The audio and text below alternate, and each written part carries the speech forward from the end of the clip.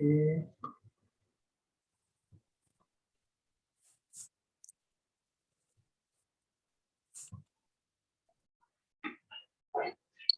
Boleh, Pak? Anda bisa dengar suara saya ya? Bisa, Pak. Bisa, Pak. Baik, kita mulai perkuliahan. Assalamualaikum warahmatullahi wabarakatuh. Selamat pagi Anda semuanya. Waalaikumsalam warahmatullahi wabarakatuh. Oke, Anda semuanya, hari ini hari pertama kita masuk kuliah dengan mata kuliah Sosiologi Perubahan Sosial atau dikatakan dengan mata kuliah Teori Perubahan Sosial. Nah, untuk dari awal ini kita akan coba memperkenalkan diri saya kepada Anda semuanya. Anda sudah kenal kalau nama saya sudah sering Anda sebutkan ya, atau sudah ada di e-learning. Nama saya Irwan. Kemudian pendidikan saya S1 di Sosiologi STK PGRI, kemudian S2 di Andalas, dan S3 di Sosiologi Pedesaan IPB. Nah, mata kuliah Sosiologi Perubahan Sosial atau dikatakan Teori Perubahan Sosial ini terdiri atas 3 SKS Anda. Kemudian mata kuliah ini diampu dengan 3 orang dosen, yaitu saya sebagai koordinatornya, kemudian ada Bu Sri Ramadhani dan Pak San Muhammad Putra. Nah, kemudian mata kuliah Sosiologi Perubahan Sosial atau dikatakan Teori Perubahan Sosial ini sebenarnya nama mata kuliah itu adalah Teori Perubahan Sosial. Pada tahun 2018, mata kuliah ini dinamakan dengan Sosiologi Perubahan Sosial. Ya. Jadi Sosiologi Perubahan Sosial ini nanti kita akan coba memperdalamkan lebih jauh apa dikatakan dengan perubahan sosial pada masyarakat itu sendiri. Nah, kemudian dalam kajian Sosiologi Perubahan Sosial atau dikatakan dengan Teori Perubahan Sosial ini kita akan menelaah atau menganalisiskan tentang bagaimana teori perubahan sosial. Kemudian kita akan coba melihat bagaimana pemaknaan perubahan sosial. Kemudian kita akan coba menelaah tentang teori siklus, kemudian teori perkembangan, teori fungsional, teori terkait dengan teori perubahan sosial, kemudian bagaimana penyebab terjadinya perubahan sosial termasuk pola, bentuk, dan strategi daripada perubahan sosial itu sendiri. Nah, kemudian mata kuliah ini Anda semuanya terdapat CV Prodi. Jadi nanti Anda semuanya bisa baca di e-learning sudah masuk di RPS. Nanti bagaimana Anda semuanya melihat mata kuliah ini diharapkan bagi apakah dalam segi sikap, kemudian KU-nya. Kalau sikap itu dinilai bagaimana menghargai budaya, kemudian Anda bekerja sama dan juga lainnya. Kemudian untuk mata kuliah ini pada CV Prodi terdapat kakak juga keterampilan khusus dan pengetahuan Anda semuanya. Anda semuanya, untuk CV mata kuliah terdapat dinilai daripada sikap, ada sikap juga ya, terkait dengan bagaimana Anda berada pada rasa kepedulian, kemudian menghargai pendapat sekaligus nanti bernegosiasi bersama teman sejawatnya. Nanti diharap juga mata kuliah ini, kalau kakak umum itu menguasai konsep teori-teori perubahan, kemudian menguasai teori perubahan dalam aspek kajian sosiologi, beberapa para ahli terkait juga kajian penyebab perubahan, termasuk juga bagaimana mengaplikasikan terkait dengan fenomena perubahan. Nah, nanti secara khusus mata kuliah ini nanti menelaah tentang bagaimana anak-anak mampu melakukan observasi di lapangan, kemudian mampu juga untuk melakukan tinjauan literatur terkait dengan perubahan sosial, kemudian melakukan analisis pengambilan kebijakan terkait dengan perubahan sosial, kemudian mampu juga membuat tentang laporan kajian tentang perubahan sosial. Nah, kemudian mata kuliah ini nanti terdapat juga pengetahuan Anda mampu menguasai konsep perubahan, kemudian mampu juga untuk menguasai atau merumuskan kajian perubahan sosial terkait juga teori-teori fungsional, teori konflik, dan segala lainnya. Ini merupakan CV mata kuliah Sosiologi Perubahan Sosial atau dikatakan teori perubahan sosial. Bisa dipahami Anda semuanya? Bisa, Pak. Bisa. Ya, itu mata kuliah ini yang diharapkan untuk kedepannya. Nah, apa yang Anda pelajari selama 1 semester dengan saya nanti terkait dengan sosiologi perubahan sosial atau dikatakan teori perubahan sosial itu nanti? Yang pertama tentunya Anda memperdalamkan kajian-kajian tentang perubahan sosial. Apa dikatakan dengan perubahan sosial itu apa? Apa yang penyebab terjadinya perubahan sosial itu seperti apa? Mampu juga untuk melakukan analisis tentang objek kajian daripada perubahan sosial. Mampu juga untuk menganalisis tentang konsep teori siklus, teori perkembangan, bahkan Anda harus mampu untuk melakukan aplikasi kedua teori itu. Dan nanti Anda juga akan membahas tentang teori struktural fungsional, dan bahkan ada teori konflik yang merupakan salah satu kajian-kajian daripada sosiologi perubahan sosial. Yang terakhir nanti Anda akan dibekali bagaimana cara melakukan riset, mini riset terkait dengan sosiologi perubahan sosial. Dan Anda semuanya, karena kita masih berada pada level 3 ya di Sumber, kita masih melaksanakan perkuliahan daring, jadi sistem perkuliahan kita atau pembelajaran kita masih daring. Nanti Anda bisa menggunakan LMS kepada Dikti, kemudian bisa menggunakan LMS PGRI atau dikatakan e-learning ya. Jadi Anda semuanya nanti setiap pertemuan, setiap perkuliahan kita nanti Anda bisa cek e-learning kita semuanya. Nah, kemudian metode pembelajaran kita menggunakan inquiry, diskusi juga, penugasan, problem basis learning seperti biasa. Nah, kemudian Anda semuanya untuk penilaian ini berdasarkan daripada SKKNI. Ada 4 aspek penilaian yang saya lakukan. Yang pertama pada aspek sikap terkait dengan observasi. Nah, saya juga melakukan apakah Anda buka kamera nggak pas kuliah, atau bagaimana Anda melakukan aktivitas perkuliahan. Kemudian ada keterampilan umum, ada beberapa indikator nanti saya akan jelaskan. Kemudian ada keterampilan khusus, ada pengetahuan ini terkait dengan portofolio. Nah, untuk nilai akhir Anda semuanya, saya juga menggunakan 4 aspek penilaian akhir. Ada sikap dan tata nilai, itu bobotnya 20%, keterampilan atas 2, khusus dan umum, dan UTS maupun UAS. Ini nanti terkait nama penilaian. Nah, kemudian bagaimana indikator penilaian kita? Nanti Anda melakukan penilaian makalah dan laporan mini riset.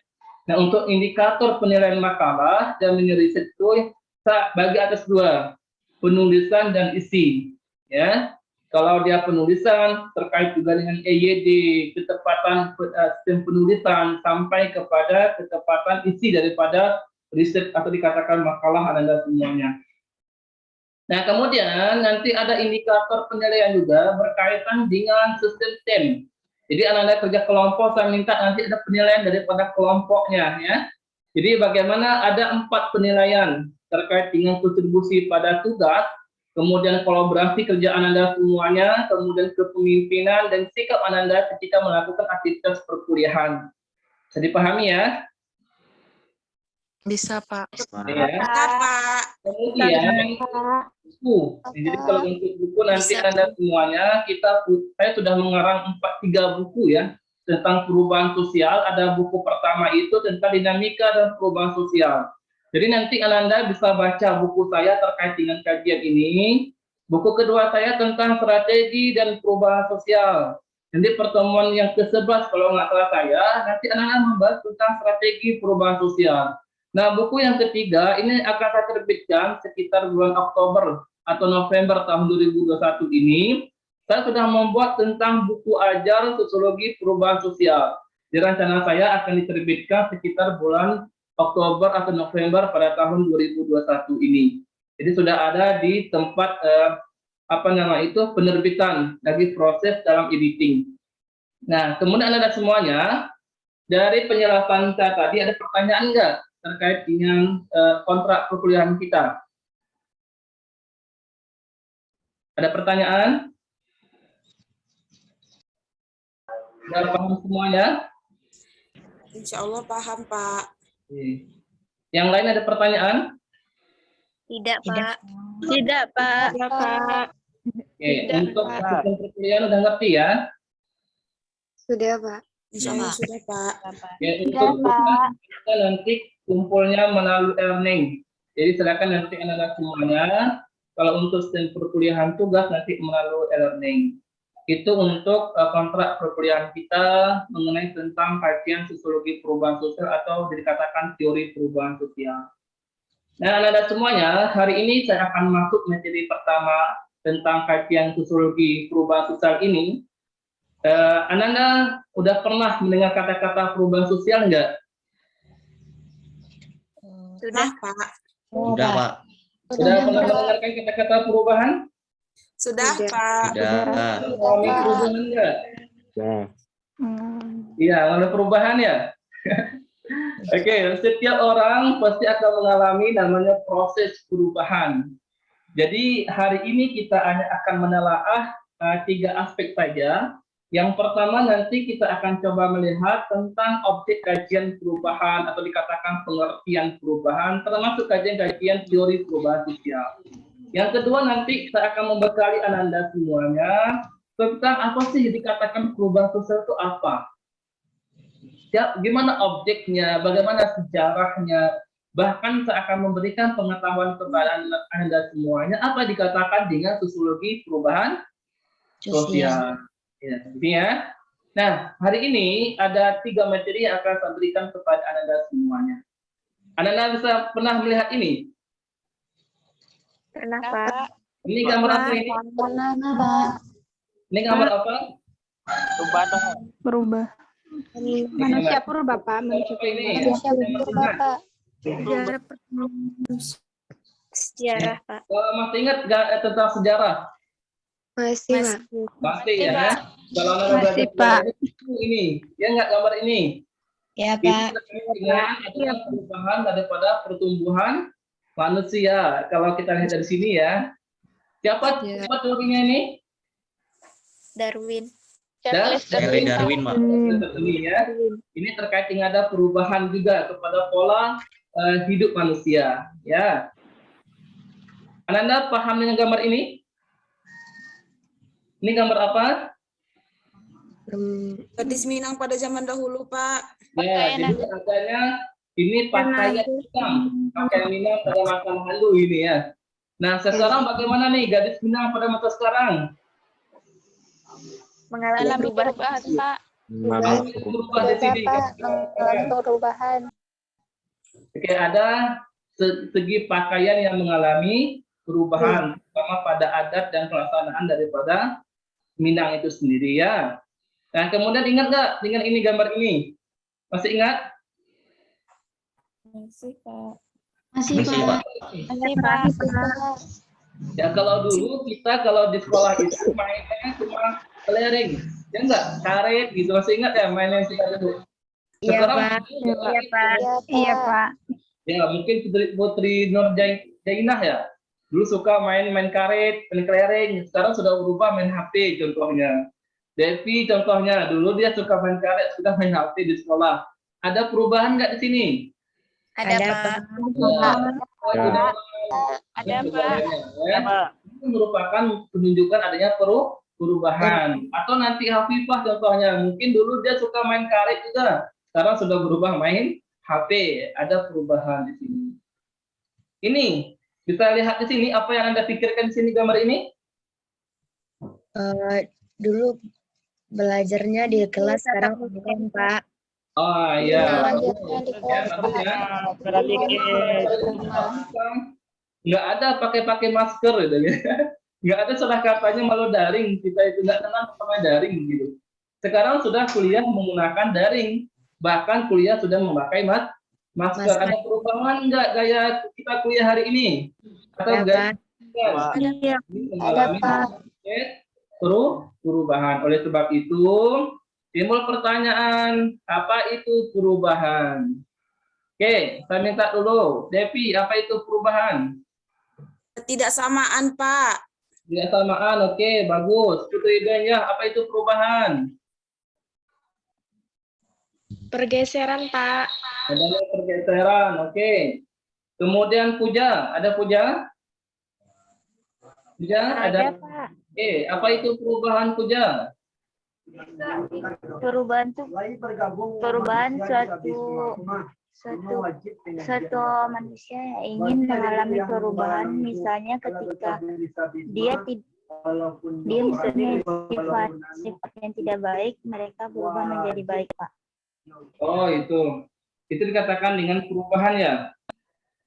Iya, Pak. Oke. Kemudian Hafifah, apa itu perubahan? Keadaan yang berubah. Berubah. Oke, kemudian Pipit, ada Pipit? Ya, Pak. Apa itu perubahan, Pipit? Perubahan itu merupakan suatu peralihan dari keadaan sebelumnya, Pak. Oke, bagus. Semuanya sudah mewakili ya jawabannya. Apa yang dikatakan dengan perubahan itu. Nah, oleh sebab itu, memang benar apa yang dikatakan Anda semuanya terkait dengan perubahan itu adalah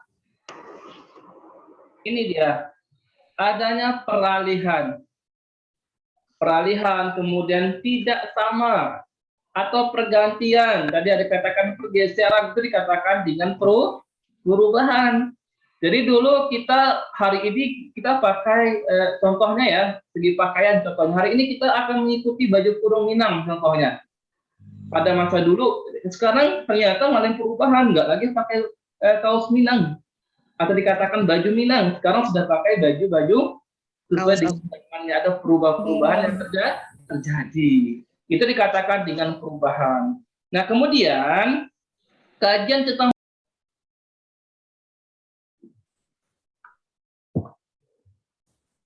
Oke, Anda semuanya kita akan lanjut kembali. Oke ya. Jadi yang dikatakan dengan perubahan itu adanya peralihan, adanya tidak sama sebenarnya, ada pergantian, ada pergeseran, itu dikatakan dengan perubahan. Jangan pula Anda katakan apa itu perubahan? Perubahan yang berubah, Pak. Apa yang berubah itu? Jadi pertanyaan itu muncul, dikatakan perubahan itu adalah sebuah peralihan, Pak. Dulu dia pakai seperti ini, sekarang sudah berubah. Dulu masyarakat kita kuliah dia tatap muka, sekarang dengan adanya kondisi kebencanaan ini kita sudah berubah, ada perkuliahan melalui daring. Artinya ada namanya perubahan dalam aspek kemajuan maupun perubahan dalam aspek kemunduran. Jadi kita sebagai seorang mahasiswa jangan sampai perubahan pada aspek kemunduran, tapi pada aspek kemajuan. Nah, kemudian apa dikatakan dengan perubahan sosial itu, Ananda? Nah, kajian perubahan sosial sudah lama sebenarnya, sejak abad ke-18. Jadi yang membawa perubahan sosial itu adalah Ibnu Khaldun. Jadi kajian perubahan itu sudah muncul pada abad ke-18. Nah, Ibnu Khaldun sudah memberikan teorinya dinamakan teori siklus. Jadi orang katakan nanti kajian perubahan ini kapan munculnya? Pada abad ke-18 yang dibawa oleh Ibnu Khaldun pada masa itu dengan teori siklus. Nah, kemudian dalam kajian perubahan sosial atau dikatakan sosiologi perubahan sosial, anak-anak melihat 3 aspek. Ada aspek dahulu, aspek sekarang, dan aspek masa akan datang. Itu dikatakan nanti kajian Anda semuanya. Nah, kemudian apa dikatakan dengan perubahan? Nah, kalau Harvard mengatakan perubahan sosial itu merupakan sebuah proses dalam personal. Nah, kemudian dia berubah pada fungsi dan hubungan struktur dalam masyarakat itu sendiri. Nah, kalau dia dalam pemikiran Moore dikatakan dengan perubahan itu pada 3 aspek, kan ada aspek struktural, ada kultural, dan intelektual. Nah, kemudian oleh sebab itu yang dikatakan dengan perubahan sosial itu adalah suatu proses pergeseran atau berubahnya struktur atau tantangan masyarakat yang meliputi daripada pola pemikiran, lebih inovatif, sikap, serta kehidupan sosial untuk menuju kehidupan yang lebih baik. Itu dikatakan dengan perubahan sosial. Nah, dalam perubahan sosial nanti Anda semuanya itu melihat bahwa perubahan itu tidak hanya terjadi pada aspek ideologi, tetapi dia berada semua aspek kehidupan kita. Mulai daripada aspek kependudukan, jumlah penduduk, aspek daripada geografis, kemudian aspek daripada hubungan dan kehidupan masyarakat, ini mengalami namanya proses perubahan.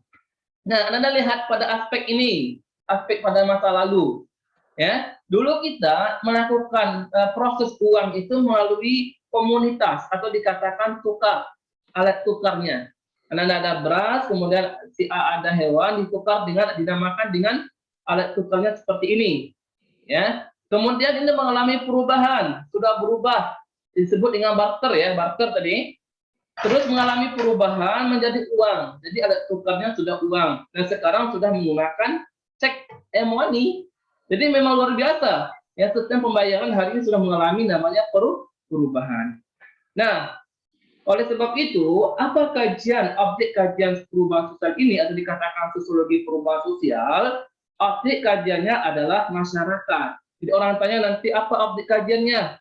Masyarakat. Masyarakat yang selalu mengalami proses perubahan dari satu aspek ke aspek yang lainnya.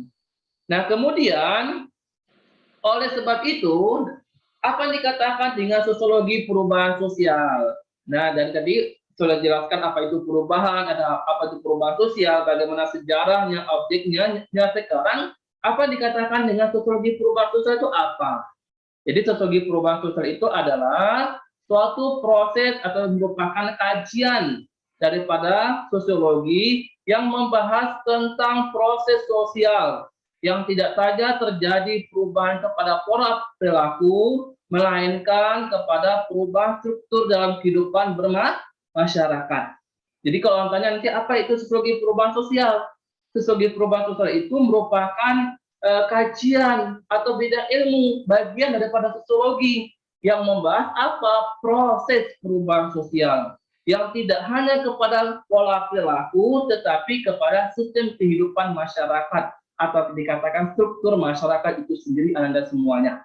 Ya, makanya dalam teori karma itu dia melihat tentang perubahan itu dari 3 aspek. Ada aspek struktur, kemudian ada aspek suprastruktur sampai kepada infrastruktur itu sendiri. Nah, ini dikatakan dengan sosiologi perubahan sosial. Nah, kemudian apa penyebab penorong terjadi perubahan sosial ini? Nanti kita akan bahas pada pertemuan yang kedua. Nah, penyebab perubahan itu Anda bisa lihat dari 2 aspek. Ada aspek daripada kehidupan kita dari dalamnya kita sendiri, kemudian ada aspek daripada luar. Ini merupakan salah satu aspek penorong terjadinya perubahan sosial. Nah, oleh sebab itu Anda semuanya, kajian perubahan sosial ini merupakan kajian yang menarik sebenarnya untuk melihat masyarakat dari satu aspek ke aspek yang lainnya. Oke, Anda, mungkin materi kita demikian dulu. Kalau ada pertanyaan, Bapak silakan. Ada pertanyaan nggak terkait dengan perubahan? Ada pertanyaan? Pipit, Widya, ada pertanyaan? Purbowo, Gunawan? Ada pertanyaan terkait dengan kajian hari ini? Ada bertanya, Pak. Ya, silakan, Pak. Saya Pak Pipit. Oh ya, silakan Pipit, silakan. Terima kasih Bapak atas kesempatannya. Di sini tadi ada 2 aspek dalam perubahan sosial itu, dari dalam dan dari luar. Nah, dari dalam itu ada perubahan sosial dikarenakan konflik. Bagaimana Pak perubahan sosial karena konflik itu terjadi? Terima kasih Pak. Oke, terima kasih. Memang dalam perubahan itu terjadi karena ada salah satunya akibat daripada konflik, ya enggak? Jadi Anda akan melakukan namanya proses perubahan dalam masyarakat jika masyarakat itu mengalami konflik juga ya. Contohnya saya akan memberikan sebuah contoh. Nah, kita kan kemarin melakukan penelitian tentang sawit. Ya, ada sawit itu Anda ya, tentang bagaimana sawit di Jambi pada saat itu. Nah, sawit itu ternyata tanah yang ada di daerah Jambi yang sama penelitian itu Anda semuanya itu diolah oleh perusahaan sehingga timbullah konflik antara perusahaan dengan masyarakat. Nah, dari situlah dulu orang masyarakat itu hidupnya tenang, tidak ada konflik tentang tanah. Sekarang muncul konflik tentang tanah. Dulu nggak ada di Jambi itu, saya tidak ada konflik antar tanah, nggak ada itu. Sekarang udah muncul. Artinya salah satu penyebab terjadi perubahan sosial itu karena adanya konflik tadi. Sudah paham, Pipit? Insya Allah bisa Pak. Terima kasih Bapak. Sudah pahami ya. Jadi sumber perubahan salah satunya akibat daripada konflik. Karena semuanya karena waktu kita sudah terbatas, nanti kita akan bertemu pada minggu selanjutnya. Kalau ada pertanyaan demikian yang Bapak sampaikan, silakan nanti diulang kembali materinya. Kita akan ketemu pada pertemuan selanjutnya. Ya, minggu selanjutnya kita akan coba melihat tentang bagaimana perkembangan teori, terutama nanti teori siklus, termasuk juga teori perkembangan. Oke, selamat berkarya, terus berjuang, jangan pernah putus asa, karena kita sudah menuju kepada materi yang lebih selanjutnya. Saya akhiri, Assalamualaikum warahmatullahi wabarakatuh. Waalaikumsalam warahmatullahi wabarakatuh. Oke, kita mundur dulu.